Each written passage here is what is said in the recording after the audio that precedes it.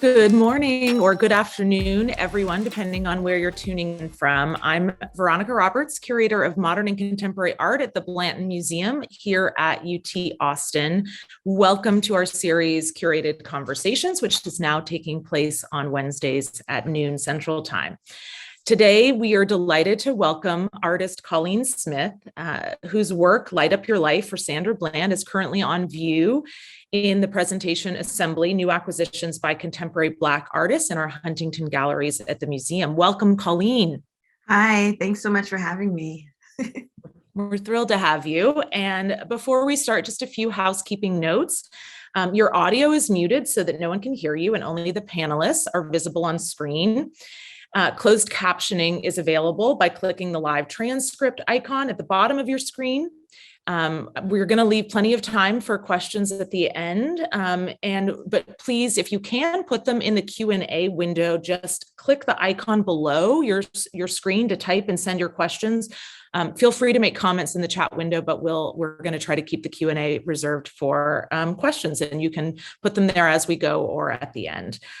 Today's event is also being recorded and will be available on our website and archived on the YouTube page roughly 1 week or so from today.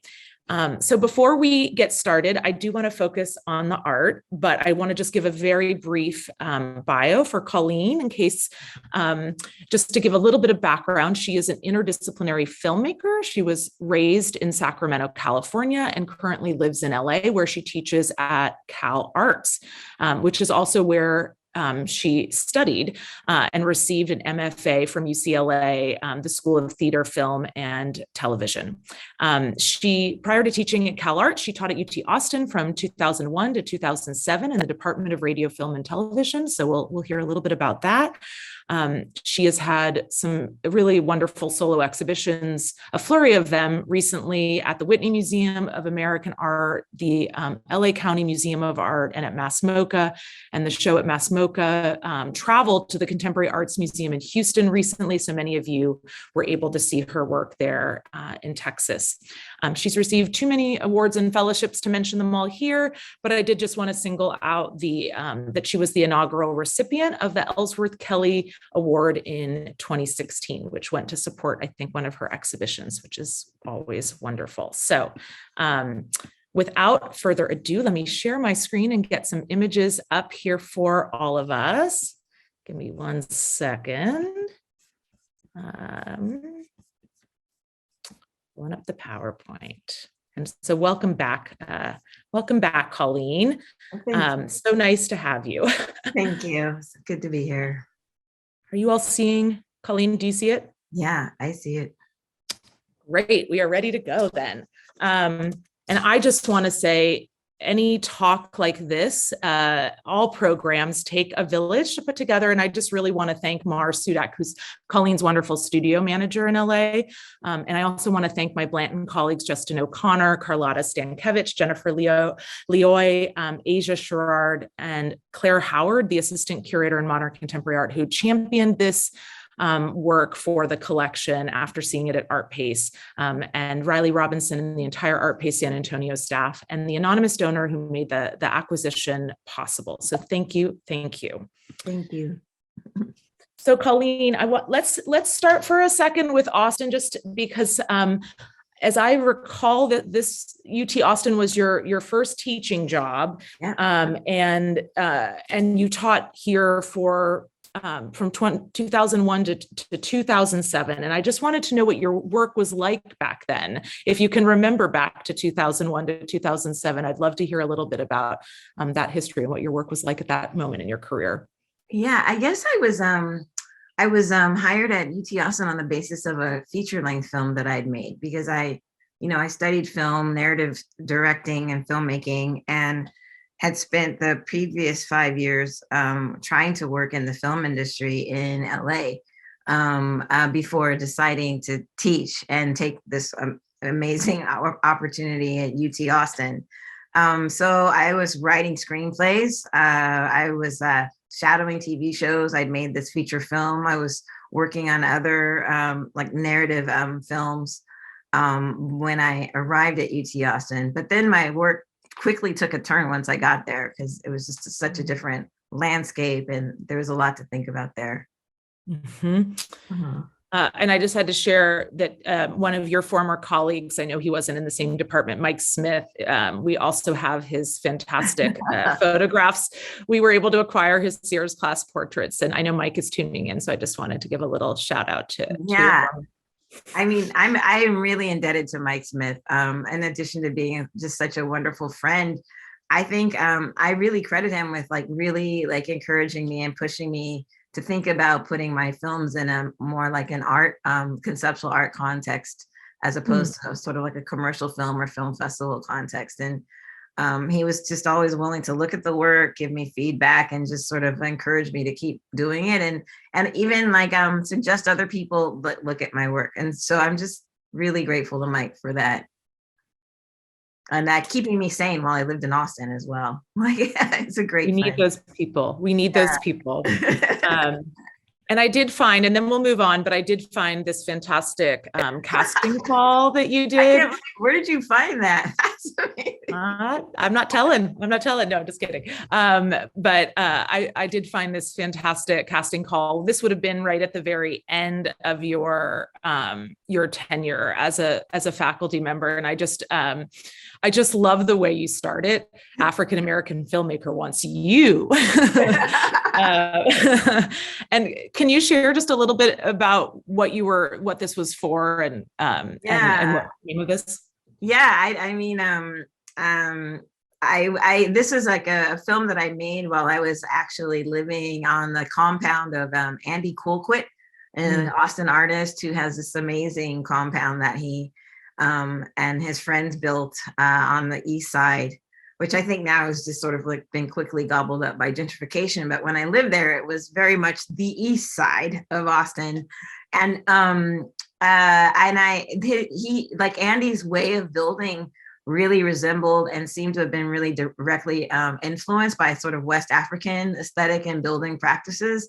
And living there, I just eventually kind of arrived at a recognition that I could use this place and my home as like a site to make a series of films in conversation with two other artists, one being Malik Sidi Bey, who's a West African photographer whose work spans from the early aughts of this century all the way back into the middle of the 20th century, kind of like a post-colonial liberatory portraiture aesthetic where he was taking pictures with his friends and partying.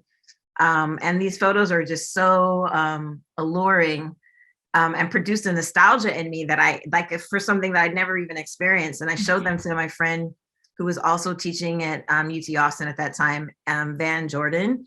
And he also like really responded to them. So we had this opportunity through Test Site, which was Lawrence Miller's space, to collaborate. And so we like Van like wrote these amazing Sestina poems inspired by or speaking to C.D. Bay's photographs. And then I took his poems and turned them into films as best I could. It's still one of my favorite collaborations and one of my favorite works of art. And I shot it there and showed it there. And then it didn't show anywhere ever again until just 3 years ago in 2019 at Mass MoCA, where I got to really install it in this like really gorgeous way, along with CD Bay's photographs being in the space as well, which was just so special for me. So yeah, basically I had to put out this flyer because Austin is just like a very segregated city and a very white city. And I was just having trouble finding Black people. Like I just couldn't find enough. I needed like 15 Black people to make a party scene. And so I had to literally just put up random flyers everywhere and see who responded. And I was just shocked because people really did respond. And they almost universally said, yeah, I just kind of wanted to see who else would show up. So we actually had like a really wonderful time together making the film as well. It was really special. And I'm really grateful to Andy for letting me do it on his property. And were you already at that point working with sort of community members, casting calls? Was this something that was already a regular part of your practice? I know it's continued and that you did it at Art Pace, for example, too, but was this something you did frequently, or was this one of the first times? This was the second piece that I had to like put out a big call while I was living in Austin. The first one was this project called The Green Dress, where I think more with that one, I was able to sort of like procure individual people to participate in it as I met them. But for this one, I just needed such a huge critical mass of people that I had to really do this like cold reach out. Yeah. It's amazing. Thanks for fun. sharing that. So this is a pretty different body of work, but I wanted, before we talk about the neon banner that's in the Blantons collection, I feel, it's rooted in this practice of banner making that you've had for a long time in your career. And I wanted to begin with the 2017 Whitney Biennial, because it actually was my introduction to your work. I didn't work at the Blanton when you were teaching here. So my introduction was really seeing the 16 banners that were in the lobby gallery, and also upstairs, here's the lobby gallery. And I wanted to just share, I was rereading an art forum piece written by Siddhartha Mitter about the biennial. And he said, visitors to the 2017 Whitney Biennial will remember the banners. And sure enough, I can say that is true. They were the standout for me of that entire show. They were really something that I couldn't get out of my mind. So I love that we're seeing a group of them here and the range of them. And I wanted to ask you about,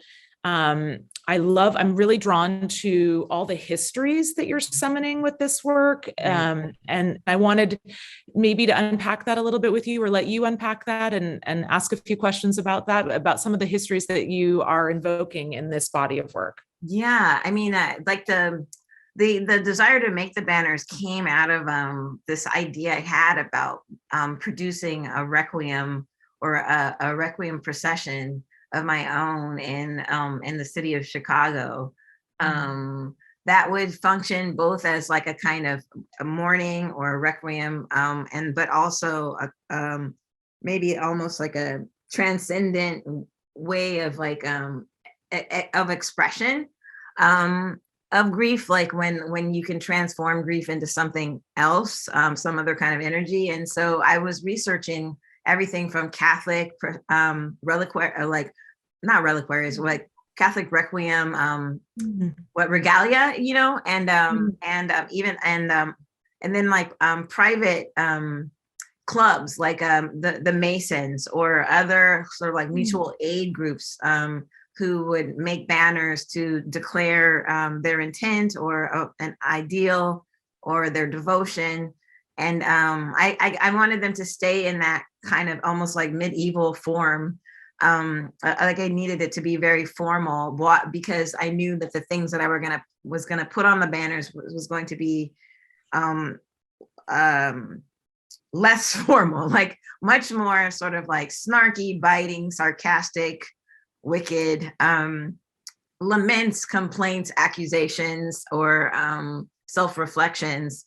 And then I realized that I wanted to complicate those messages, because I was using this like tactic of just pronouns. So the who is implicated could shift at any moment by adding these, like, I guess, further confusion with these icons that I kind of replicated and recombined on the backs of each of the banners, to create like a visual system of maybe protest or a kind of subversive iconography. Yeah.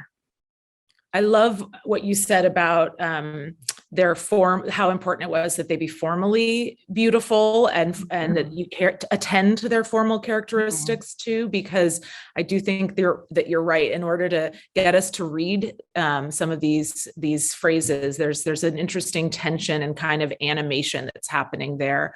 And I also was really struck by the handwritten quality of it, because I feel I noticed the medieval sort of, I felt that medieval kind of processional feeling of heraldry, Yes. those sort of traditions. I really picked up on that. But I also felt with the handwriting, it really reminded me, particularly at I'm trying to remember 2017 in that exact year, but you know, all the protests that come, and just the history of protests and handmade signs. So it felt like it was really embedded in that history too.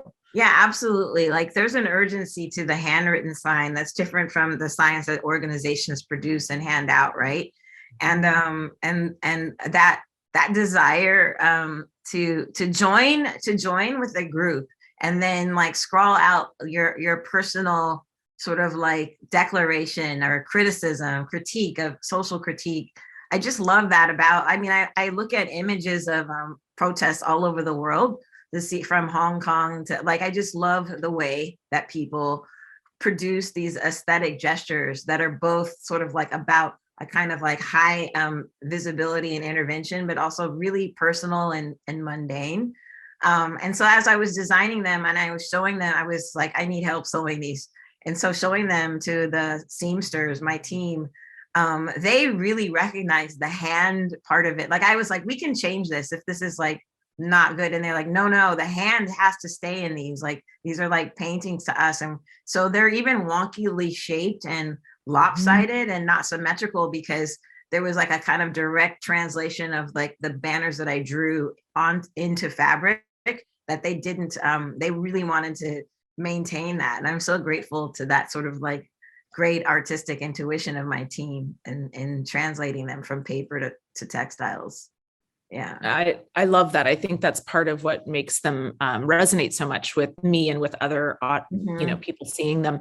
And I also wanted to ask you about language is a thread throughout your work, and I'd love to look at other examples of how you incorporate it into your work. But I was curious if I have nothing left or my pathology is your profit, and I think I have another image here. We can look at a couple others. Here, I'll give you, this is upstairs, but then here's an example of, they're double-sided, just so people can see a single one that's double-sided. This was also included, I believe, in the Contemporary Art Museum Houston show. Are you writing this text? Are these all, when you talked about lamentations and accusations and self-awareness, is this your text or is it pulled from literature? Pulled from different sources? It's a mix. Like there's one that says we were never meant to survive, which is from Audre Lorde. And it's a phrase that circulates wildly, that in fact is so widely that took me a minute to realize that it was from Audre Lorde. It's just something that is often said.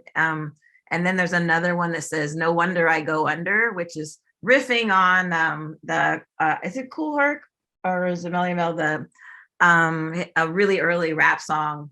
And just riffing on that. So most of it's like, so those two I think are very much, and then there's one that says, I can't breathe, I believe, which is something that Eric Garner said repeatedly before he was murdered. So I think, like there's a direct mix between like these, which are just my kind of like my own accusations or critiques, and then quoting, like sort of like bringing other historical events or ideas or even theories into it with me. Yeah. Thank you. And as I recall, the group of the banners was collectively called In the Wake. Is that right? After Christina Sharp's book. So that's also, I love the way you think about, there's language at every level of your practice. Yeah. And these were processed, were they not? Also, they were. I mean, it was so ironic because in my mind, I was going to have this gospel choir, like trudging through the snow in south side of Chicago through empty lots, carrying these banners. But it took a long time to make them. And also it was like a drought winter in Chicago where it didn't snow for 4 months. It was so weird. And so the irony is that the opening of the Whitney Biennial, there was a giant blizzard and snow everywhere. And I looked up at my banners and I looked out of the snow and I like went up to like Christopher and Mia, the curators. And I was like, you guys, remember when I told you I wanted to film these in the snow? I was like, I still want to do that. Can I? And like, I like to this day, I am awed by them because they did not say no. They said, let us get back to you. And then they made it happen. Like the museum took down the banners in the lobby, and it was several months later and the snow was gone and it was bright and sunny. But the generosity of the institution of like, yeah, we'll take them down. And then we'll let you like run them through the streets and then we'll put them back up. You have like 6 hours. Like, you know what I mean? I was just like, that is an extreme generosity. And I've just always been really grateful to them for allowing me to do that. So we filmed it. It was like a joint effort. The teen program, like artists in New York, vocal artists, and like even like just New York artists showed up to witness it and participate. It was just like amazing that they allowed me to do that in the lobby of the museum. Yeah. That's beautiful. And for those tuning in who don't know who Christopher and Mia are, they were the curators, Christopher Liu and Mia Locks, who curated the 2017 Whitney Biennial. That's such an amazing story. Well, I'll move on. Just this is the last image we have of, I wanted to also banners are also, I feel like in some of your videos, banners actually are some of the most important protagonists. And so I was thinking about, I know we're not going to play a clip because also it sounds terrible on Zoom when you play audio, but I did want to just share a still from I think one of the most powerful videos I've seen by you of called Sojourner. And can you talk just a little bit about these banners, and then I'll ask you a little bit about the film too, but just where the text here is coming from. Sure. So these banners, it's a series. I think it's six or 8 banners. It's a quote from Alice Coltrane in her memoir that's called Monument Eternal. That she wrote, that's about this series of what she calls austerities that she put her body and mind through to kind of like elevate herself into kind of a godhead. And at the very end of this book, she says, in one of my many conversations with God, he said to me, and then like the quote is, at dawn, sit at the feet of action, at noon, be at the hand of might, and at eventide, be so big that sky will learn sky. And even always just repeating that quote, it's just an amazing kind of like wish or a gift to give to someone as a mantra. That's how she ends her book. And I thought there's no better way to describe the way in which she produced this world around her of like that was like safe for her and for others, and that was creative and generative for her and others. So that like and these banners were made very, very fast. And they were made solely to be a prop in this film. And they were made out of this transparent vinyl because I knew I would be shooting outdoors and in the desert with sunlight. And I love the way this vinyl makes shadows. It makes these really juicy pink shadows. And so the lettering is made out of just random swatches of velvet that I had sitting around because the velvet is so light blocking. So I knew I could make shadows of the text. So all the considerations were very much about like how it would look on film, knowing that you'd never see the color or the stitching or the glue or any of that.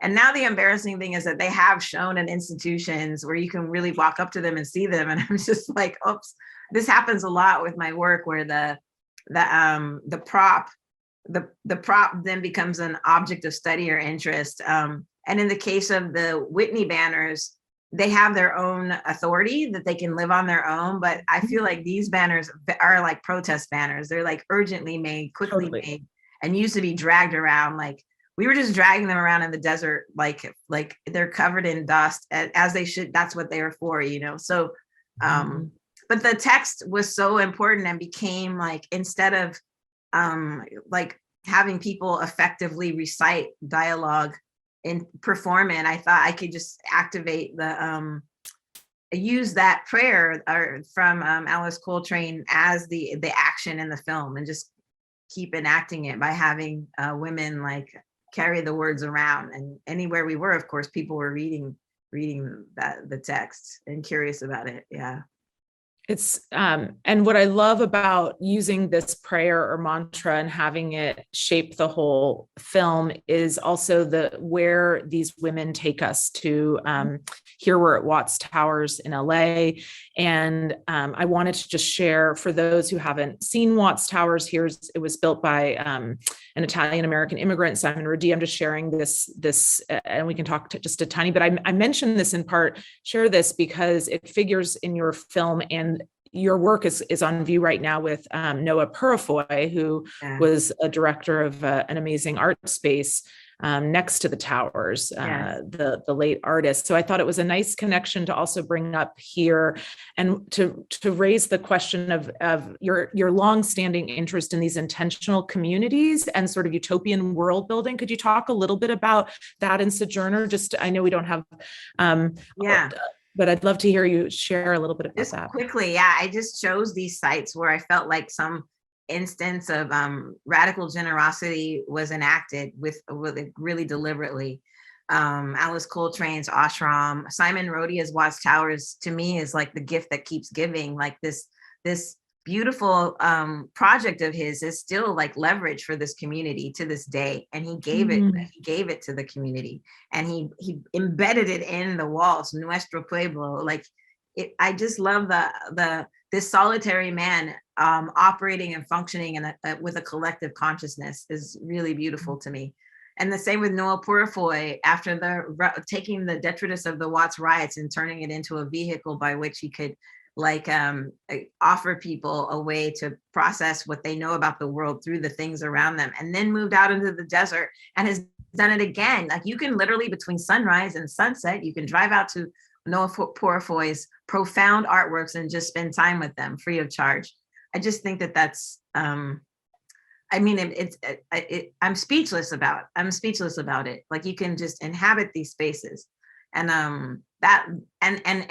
and what that does for you as a person is so big. It's so, like I watched people out there encountering this work with like play and reverence at the same time. And I just think that's like a really, really high level of like achievement to be able to make a thing that can do that, And I was just there in December of this year for the umpteenth time, but it is an amazing experience to watch people interact with the work and walk into these spaces that he built out of trash and made so magical and beautiful and complicated, and embed all these embedded histories that you don't need walls to experience. But it's here's another one of my favorite works, this incredible piece that he's made, sort of like a child's train set, but made out of all these great like found objects and wheels, and it's tremendous. So anyone who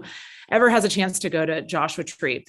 So now we'll get to the work that is on view now in Assembly. And I thought this was a really nice image from, sorry, this is the wrong caption. This is actually at the Contemporary Art Museum in Houston, where that was recently installed by Rebecca Madelon in your traveling show from Mass Smoke. And I just love that you can see the neon banner amidst these other banners, sort of connecting those histories there. And so let's talk about Light Up Your Life for Sandra Bland, and what sort of motivated you to make it at that particular moment in 2019. Yeah, like it's funny. The textile banners were very much about a kind of collective and general form of protest or mourning, but this piece was really personal for me because when Sandra Bland was murdered, I learned about the circumstances of her detainment and captivity. I knew, like I had actually shared that experience living in Austin with police being irrationally aggressive and invasive.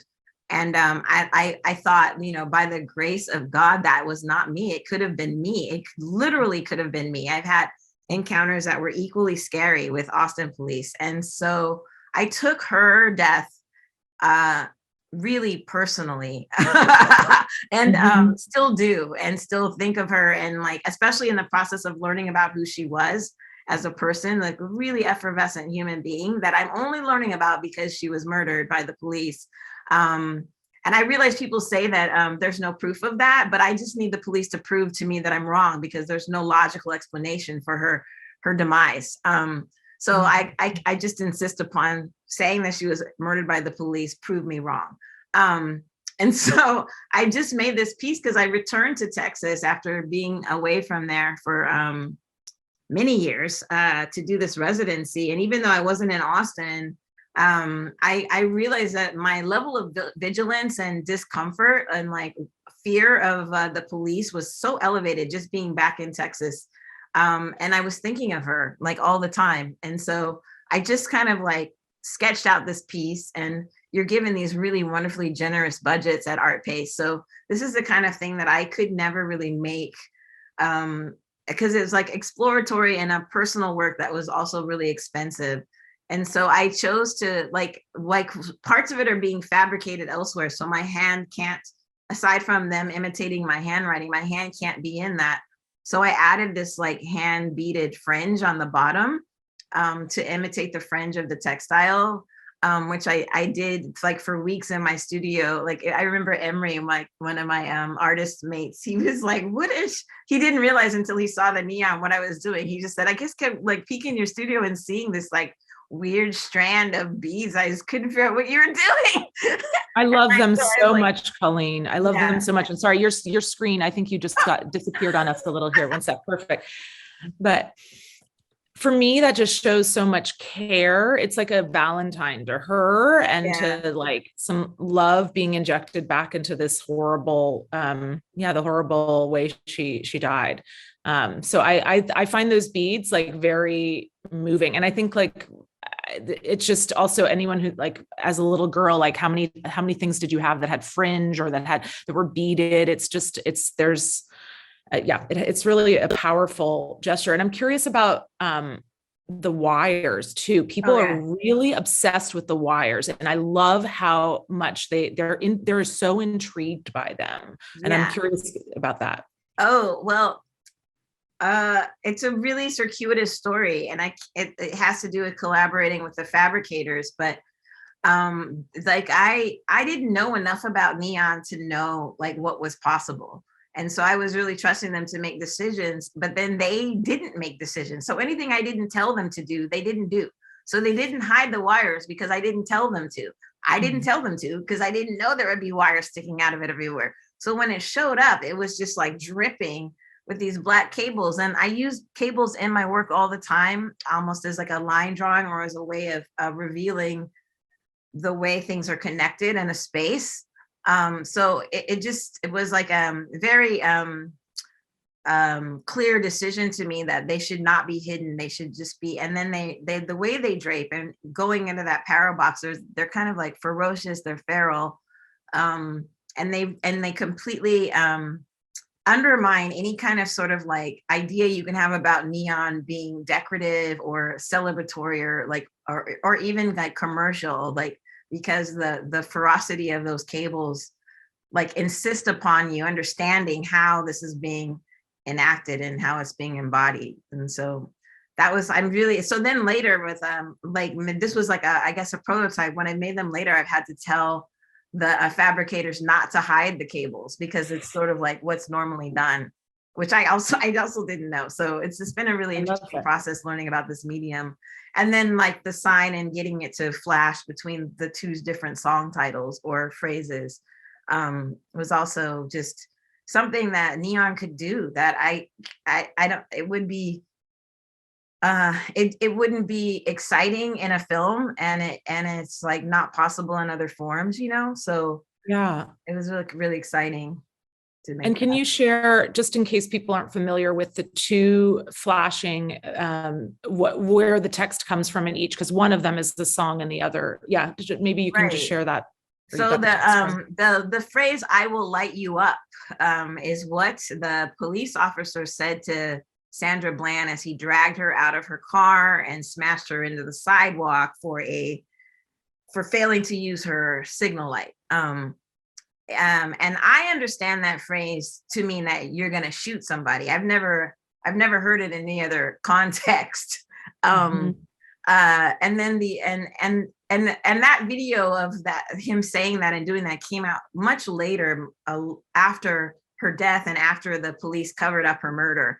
And so again, prove me wrong. And so I was really haunted with that. And I think that like that video might have come to my attention a little bit before I was returning to Texas for Art Pace. So it was on my mind. And then the other phrase, I will light up your life. That was my attempt to take back that kind of power and that threat and turn it into something that was much more to me about what I learned about this person, Sandra Bland, and her profound effervescence, as I've said, and positivity and like power and like her determination and like commitment to like a better collective and future. And she was really about it. And like just learning about her, that was like one of the things that still makes me so sad about her murder, is like she was just this fabulous person. Like I felt like better for knowing who she was, and very bitter that I was learning about who she was because she'd been murdered. So I just wanted to flip that phrase, I will light you up, into something that was about her and her powers, and her luminousness, you know. And then I learned that there is a pop song called I Will Light You Up, and it's like a love song. And so I was like, oh, I love this idea of this like teetering between these different kinds of musical references. And also when I started researching that song, because my hesitation around using the song was that I hated that song, like that version of the song that you played at the beginning by Debby Boone. Even Debby Boone hates that version of the song. Like she wasn't even allowed to sing it the way she wanted to sing it. But later other divas, Whitney Houston in particular, and I believe Aretha Franklin sang the song, I think properly. Maybe even the way Debby Boone would have sung it if she hadn't have been hamstrung. And I thought, oh yeah, that's this way in which they're like reclaiming this song and like taking it out of this sort of patriarchal order and making it like really live. So yeah, that's how that came about. Yeah. So when I first experienced this work at Art Pace in San Antonio, you hear the covers of the Debby Boone song. I remember hearing in the background the Whitney Houston. I think I was most familiar with Whitney Houston's version of it, but and it has a sort of saccharine set of lyrics, like, you know, basically women who are so beautiful and wonderful that they will light up your life. And there's sort of an implied male, listener and all this. So it adds all these layers to be hearing the song, but it was also just, I think what you said about her effervescence and wanting to take that horrible language, which I think was from maybe the body cam that the trooper was wearing. That's why we know exactly what was said to her, but taking that hostile, violent language and doing something to sort of speak to her life rather than just her death. So I think that's really, you're right. Neon does that. And the way it blinks is also really powerful. It has kind of a rhythm of its own. And here it is in the galleries, just to give everyone a sense. It's hung really high like a banner too, which is important to just mention. Yeah, of course. And here it is at Art Pace. And I just wanted to share those original photos where my colleague Claire Howard saw it and immediately wrote to all of us at the Blanton, was like, everyone needs to come see this work immediately, and we need to acquire this for the museum. So I'm so grateful to her. And I will say, Colleen, there's also something in the 9 years that I've been at the Blanton, we've never received so many loan requests for a new acquisition. Before it was even on view at the Blanton, we had like several institutions ask for the work, one of which we lent it. Like the minute it came in, we sent it off to Houston, and there were other loans that were requested. So it's a piece that really speaks to people. But I wanted to share these wonderful installation shots at Art Pace to talk about kind of your larger practice and what else was in that installation. So I think I have some better images here, and I'll just scroll through and I can come back to some, but there's a couple that are really Terrific. And first, can you talk a little bit about why you had the light gels on those amazing garage door sort of windows and the sort of environment that you created? Because it really felt like a space you were like a domestic space that you're walking into. Yeah, I'm glad it's like this is a piece. Well, I've started using these gels very much as a way to control light because I like to play videos and I prefer playing videos in darkness or semi-darkness at least, but without blacking things out because there's something deadening, equally deadening about a black box as a white cube, I guess. And I think there's a way in which just calling attention to light and what it's doing over the course of a day has become like incredibly interesting to me. I mean, it's literally like turning a room into a sundial, right? Where you're reminded of the fact that the Earth is rotating around a star, which is just a great thing to be reminded of, I think. So I needed the room to be dark. We're sharing this space with other studios and with a whole staff, and so I like tend to pick colors based on some idea. This piece is called Tornado Weather, and it just had to do with, again, returning to Texas and remembering some of the things I learned. So people warned me that, if you see the sky turn a little bit green, you might want to get like to shelter. And I was like, wait, what? Like this warning about like what tornado weather looks like, which terrified me. And it's funny because I grew up in California with earthquakes, so I don't know why that would be terrifying. But so I was like, this is sort of like another kind of homage or like a way of me like relating to this place, being back in Texas and darkening the room. I love also, I think about it in terms of your training as a filmmaker too, and creating, really being attentive to like the entire environment that someone is in. And by the way, I'm a native Californian and I'm so used to earthquakes, and similarly, I'm totally petrified of anything else like tornadoes or hurricanes. So I think that's just normal to be afraid of all the things you didn't know how to deal with growing up. Right. Yeah, it's true. I'm using film gels very specifically because of the way that they are calibrated to control light. That you can actually, like, with every color, you can look at a graph that they give you for cinematographers. It tells you exactly what light it's cutting and to what percent. And so I love that because then I can say, that lets me know how many pinks can I have, which don't block any light. I need to have like 3 ultraviolets. Like, you know what I mean? I can calculate the amount of light I'm cutting by using them. Yeah.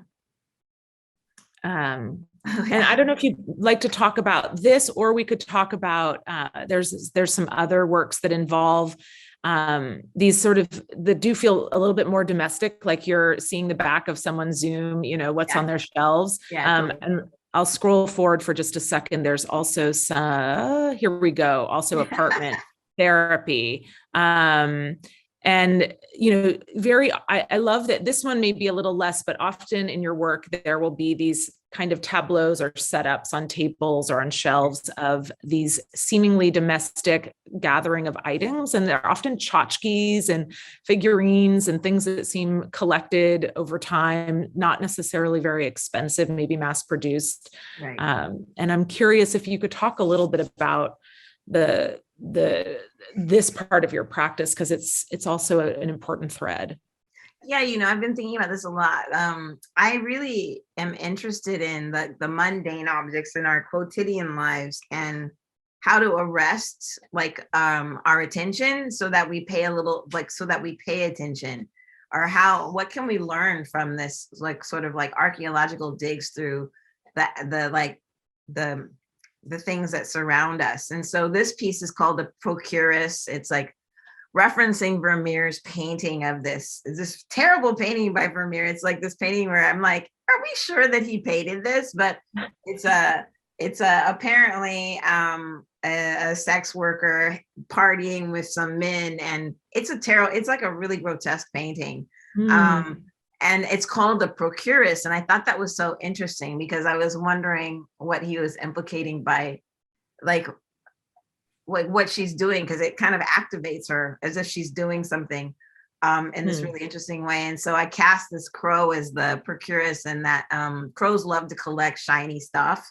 And so this was just like me, literally, like as I traveled about, just like accumulating stuff that was like easy to find. And I heard someone the night of the show say, "Oh, this is like at Art Pace, artists are often coming to Texas, and then they do work about Texas. Like often they'll be like, oh, cowboys." Like a German artist wants to like take pictures of cow. Like that happens a lot. So I think people who come to Art Pace are accustomed to that. But I really wasn't actually thinking so much about like trying to anthropologically analyze Texas or San Antonio so much as just like look at what's there. Like this was literally the stuff I could find. And then projecting, I got a kind of point of view of that into the other room. So there's a camera set up, which you could have seen in the earlier picture of the film gels, aimed at this. And the angle of that camera is that's on that center column, and there's a fan blowing on it. So the fan is manipulating little foliage in front of the camera, and that CCTV camera is aimed at that at an angle so that it makes a perfect rectangle, even though what you see there on the wall is like a hot mess, is like a total mess. But then the projection that you see elsewhere is like recomposed.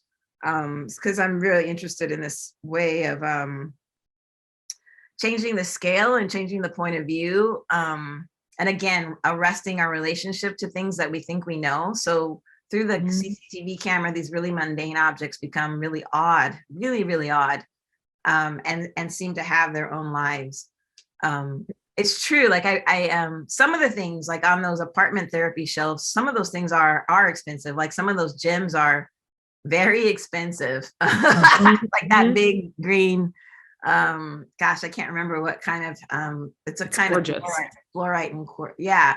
Some of those are pretty precious. But they're next to things like chalk pastels for children, which are like basically disposable. Or I don't know why I brought these weird heirloom corn cobs with me to Texas that I'd grown in my backyard, but they're a kind of corn that produces like pinks and blues and purple.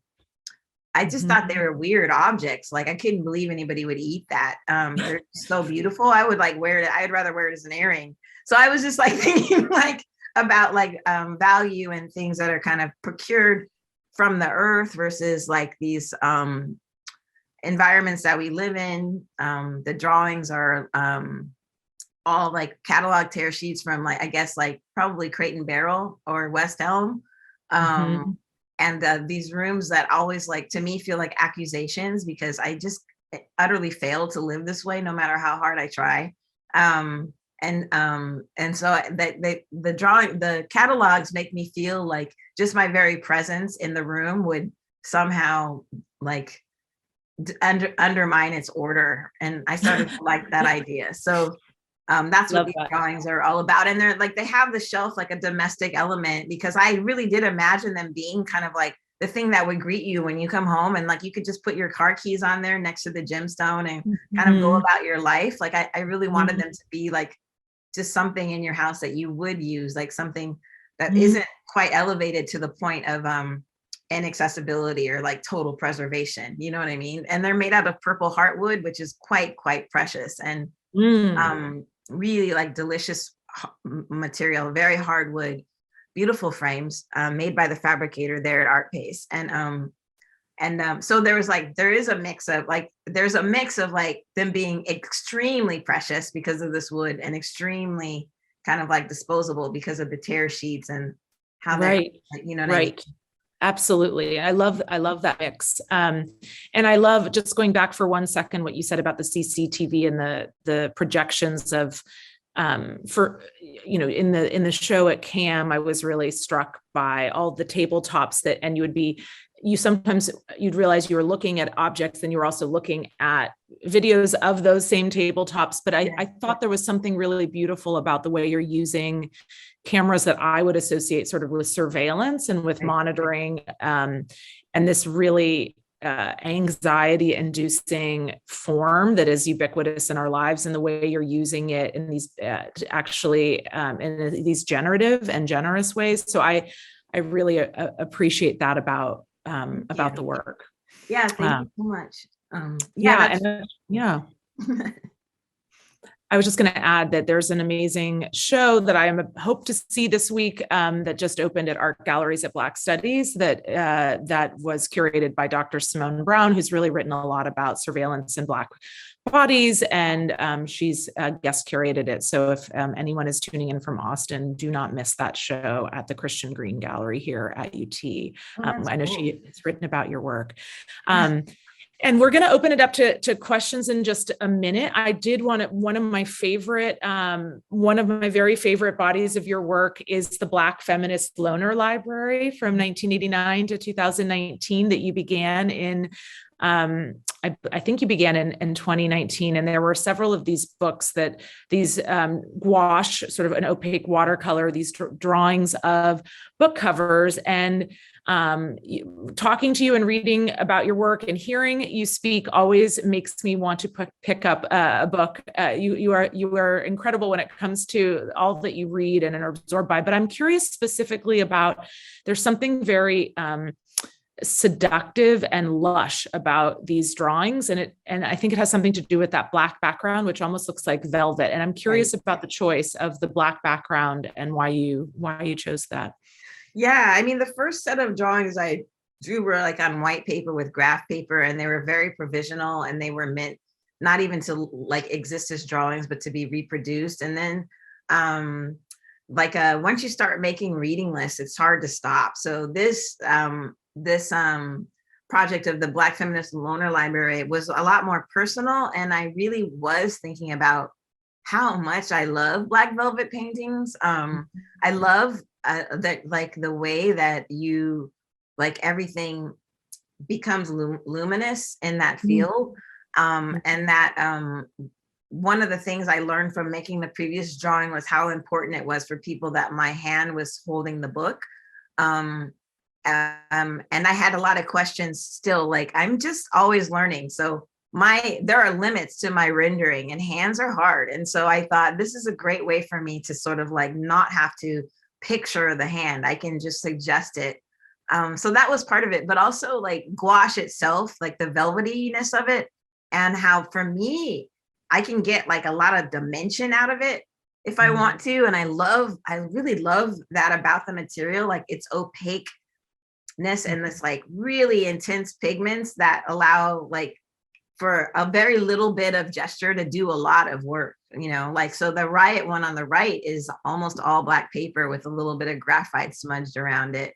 And I just love how little you have to do with the Black paper to make something really read or really sing. And also because I really do, these are books that I've read, or I have never read that broadsheet of Riot. It was a gift. Someone sent me an image of it, and I've read like the poems inside of it, but not that edition. So like, to me, it's very much about like, you've got to read this. And there's something about the lushness of the gouache to me that allows someone to like, it produces a kind of desire. And it's the desire I want you to have for reading the book,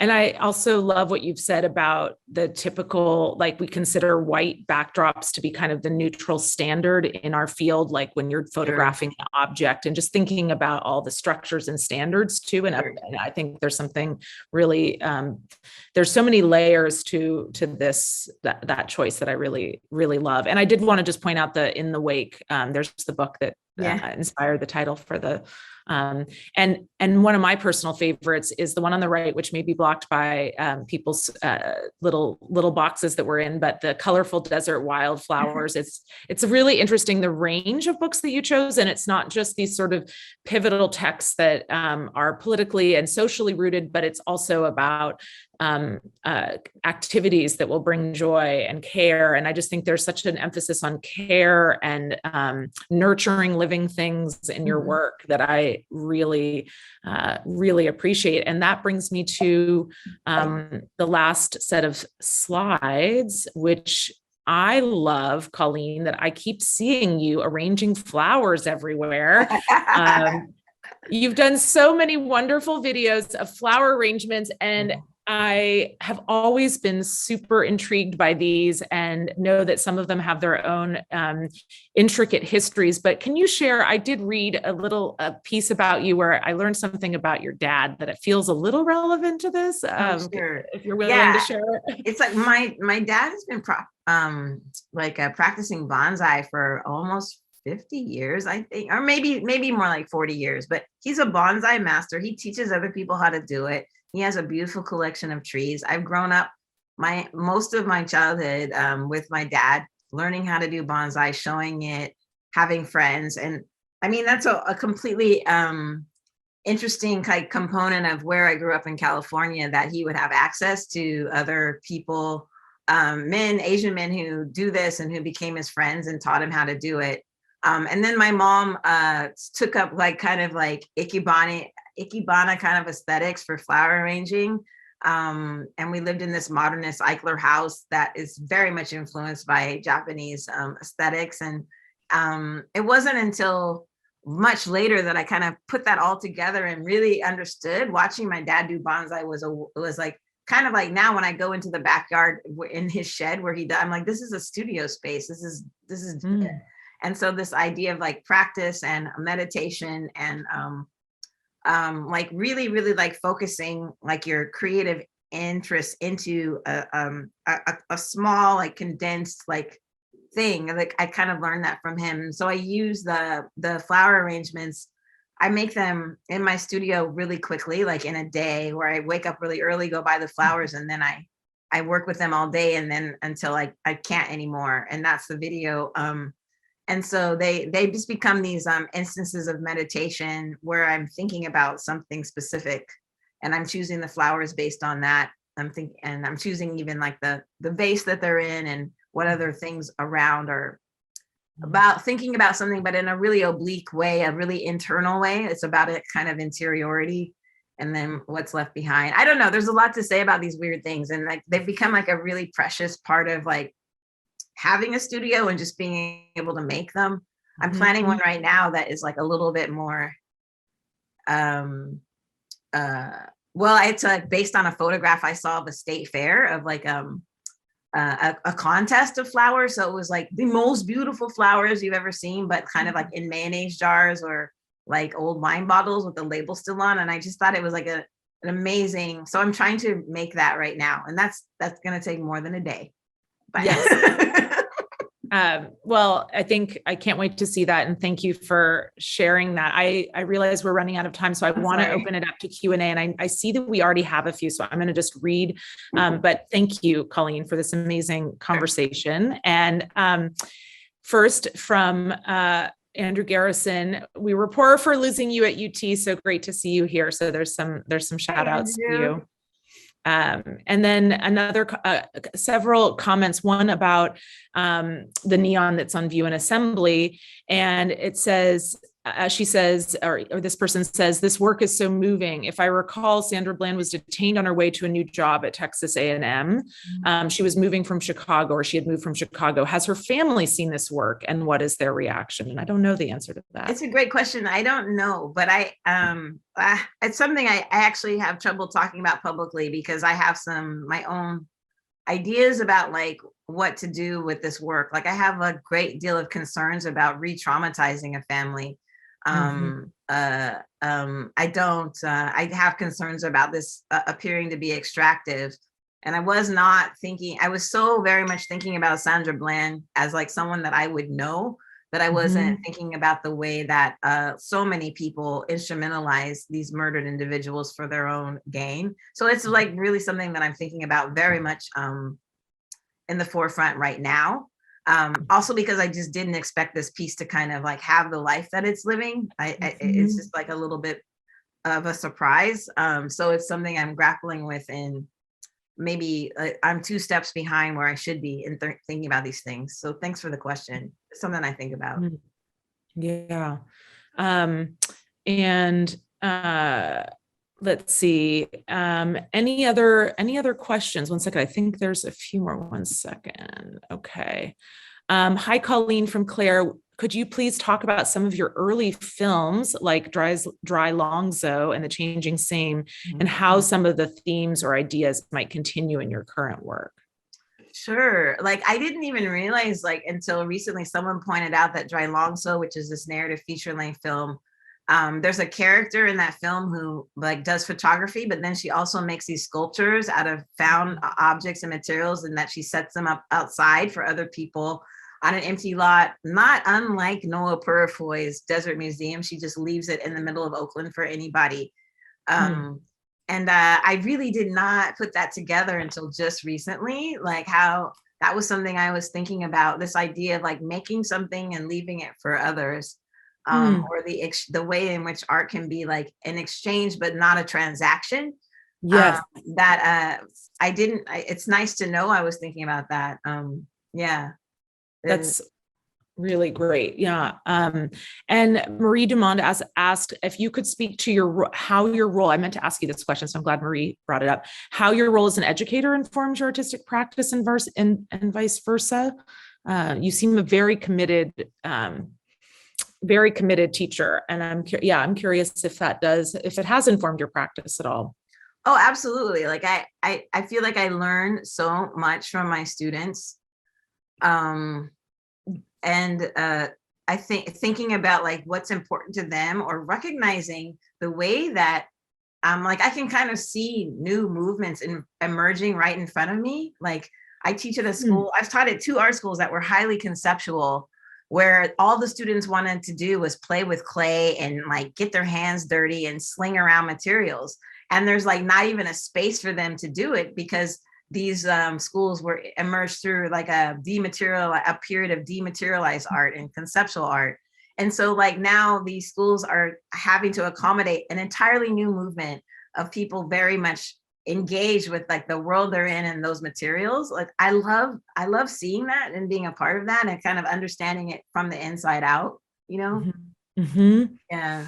That's fantastic. Well, we have run out of time. I'm going to thank everyone for joining us. And thank you so much, Colleen, for taking the time to share all of this with us. We'd love to see you again next month for more from our curated conversation series. We'll have artist and musician Terry Allen joining us. Tune in at 12 noon Central Time on Wednesday, March 16th, and you'll hear my colleague, Deputy Director Carter Foster, in conversation with Terry about his Blanton Contemporary Project.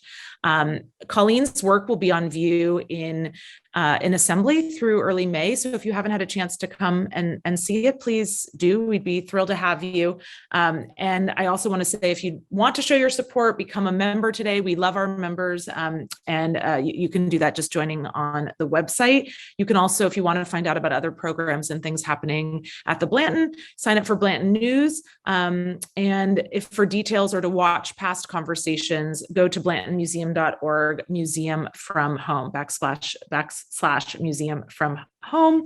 And finally, if you enjoyed today's event, please help us continue to do these, and consider making a donation at blantonmuseum.org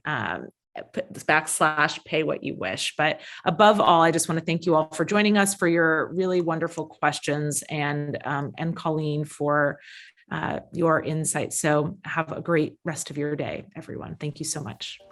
Thank you so much. Bye. Bye.